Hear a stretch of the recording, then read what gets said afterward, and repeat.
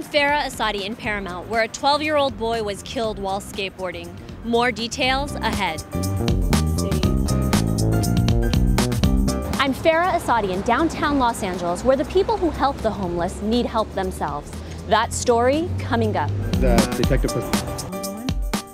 I'm Farrah Assadi in South Central LA, where a major announcement was made to catch a killer. That story coming up. I'm Farrah Assadi in the Newswatch newsroom. Coming up next, a street race turns deadly in Compton. Breaking news this afternoon out of Beverly Hills. That's where a power line worker was electrocuted a short time ago. Plus, a standoff in Linwood. Those stories and more next on Newswatch. Reporter Farrah Assadi joins us from Paramount with his tragic story. Farrah? That's right, Jay. I'm on Rosecrans Avenue at Orange, where a 12-year-old boy was struck and killed by a car. Take a look at the markers in the middle of the road showing where he was hit. And over here, there's a flower candlelight memorial set up by his family. I spoke with his family today, and as you can imagine, they're devastated. The mother and father of 12-year-old Isidro Diaz are too shaken for words. Their son was killed last night after being struck by two cars less than a block from his home. His sister and cousins say their family can't believe this happened. He'll never joke around, or he'll never come over, or he'll never spend the night, or just knowing that he's gone and that he won't be back is very painful for all of us. Really bad. My mom, she can't even talk, and she's really, really bad. The tragedy occurred at the corner of Rosecrans and Orange last night around 9 o'clock.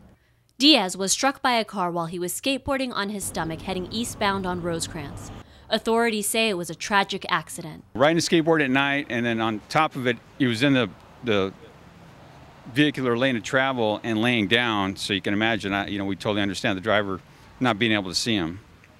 So given the nighttime, laying down, being in the roadway, it was a tragic accident, yes. A steady stream of family and friends have been coming to this flower candle memorial to pay their respects, among which is Valera Jacobo, who is one of Diaz's lifelong friends. He was always there for me when I was sad. He always tried to make me happy, but he was a good person. He was helpful. He was always there for me. When I needed something, he would do it for me. And back here at the scene, the driver did stop. No one was arrested, but police are still investigating. In Paramount, I'm Farrah Assadi with Newswatch LA. Jay, back to you in the studio. Sad story. Thanks, Farrah.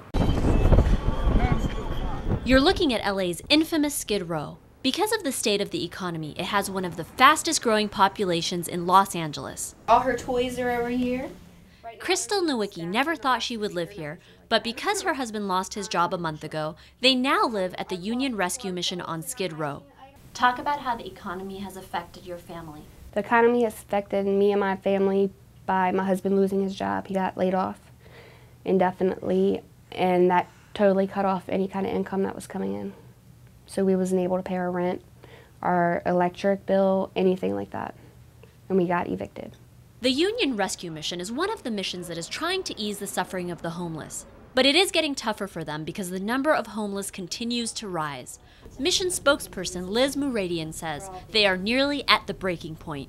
I've never seen a time quite like this when our services have increased so much in the last couple of years. We've increased about 45% in the last 2 years in the services, especially to two-parent families and dads with children. All of a sudden we're seeing, more families coming to us. But while things are tough at the mission, officials say they will continue to help people. Billy Jackson, who lost her home 2 weeks ago after her husband was laid off, says she's thankful for that. We've stayed at other small, short-term shelters that my husband's been separated from the kids. And here we get to stay together. We get to be a family unit, morning, noon, and night. There's no separation. The kids get to have their daddy, and that's very important to my youngest because they have such a strong connection. To deal with the increased costs, employees have taken a 10% pay cut and tripled their workload. The mission says the only way to get through this is with more donations. In downtown Los Angeles, I'm Farrah Assadi with Newswatch LA. Reporter Farrah Assadi joins us now with the story.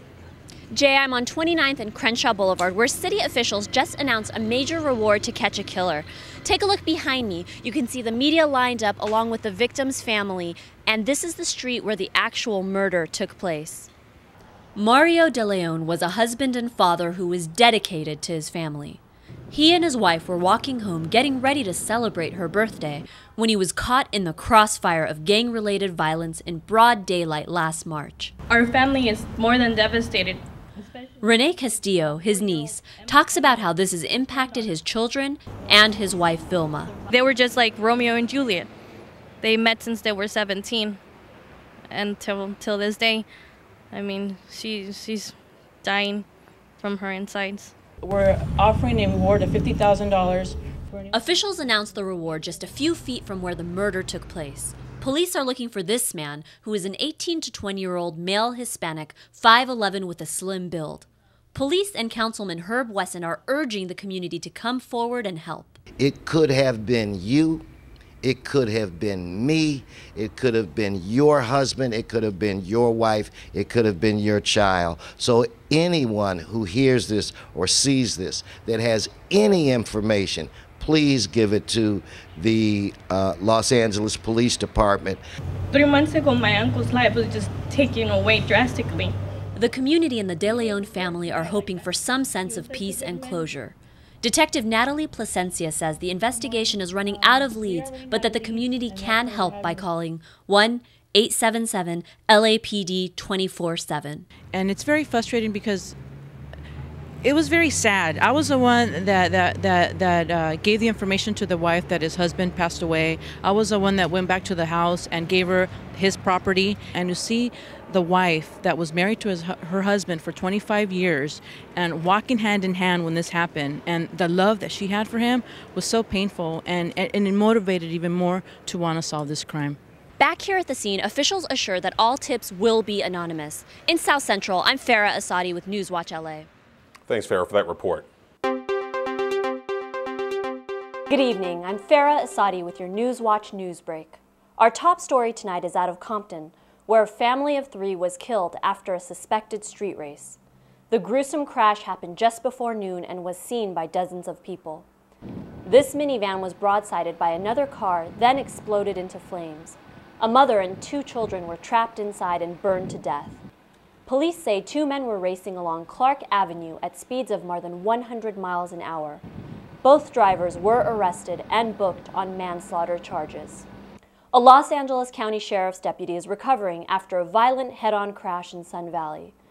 The crash happened while the deputy was pursuing a wanted murder suspect. You can see from these pictures how severe the impact was. The deputy was rushed to a nearby hospital and had to undergo emergency surgery. The driver of the other car suffered serious injuries but is expected to survive. Finally tonight, an all-night standoff in Pacoima came to a peaceful end. But there were some very tense moments. Sheriff's deputies deployed heavy weapons to the scene after a man threatened to kill his estranged wife and child. Negotiators talked the man out of his apartment unit. He was arrested and booked on hostage-taking charges. That's going to do it for tonight. Thank you for watching Newswatch. I'm Farrah Assadi. Have a good night.